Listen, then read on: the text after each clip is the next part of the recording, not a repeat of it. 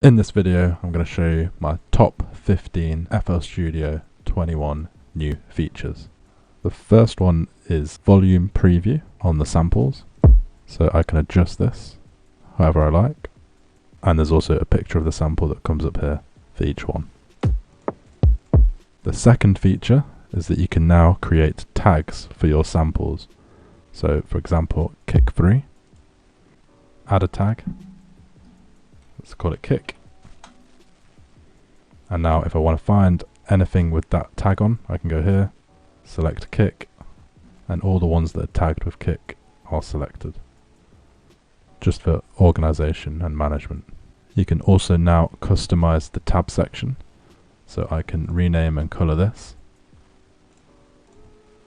And I can do that the same with all these, and you can do things like cloning the tab and all sorts of random stuff to have more control over this area. Now, one of my favorite features so far is you can automate samples directly on the sample now. So I can drag here, I can drag here, and then I can change the volume here. Then I can also drag this like this, and this gives you so much more control. It's been really helpful in the sample pack that I've been working on recently as well. Next is custom themes. So if we go options, theme settings, there's now loads of different themes we can choose from. So I'm going to keep it like this from now on. That's a joke, I'm not worried. Let's pick dark orange. Next, you can now change the auto feature setting. So if we go options, file settings, you can now change your backup to whenever you want. So you could have it every minute, and before risky operations, every 5 minutes, 10 minutes, 15 minutes, 10 minutes. For me, I've already kind of got used to saving it, so I'll probably just use every 5 minutes. My finger is literally just constantly on Control and S, just because I'm so used to losing everything. But you might want to put it on every minute if you're very scared. Next, you can select all the mixer tracks at once. So if I go on here and do Control A, it selects all of them. Or you can just do Control Shift and select the ones you want. And then once you've selected the ones you want, you could go to the top left here, go disk recordings and render the selected files. And then you can just render the ones you've selected. This is good if you want to send some stems to someone, but you don't want to send every single one, for example.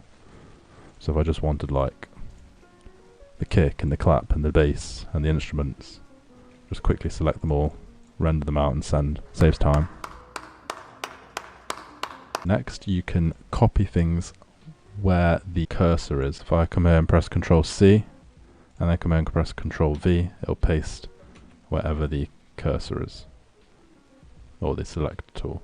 And you can now also multi-place samples by holding shift. So if I go to kick 1, hold shift, click kick 10, drag them over, it will place all of them down like that.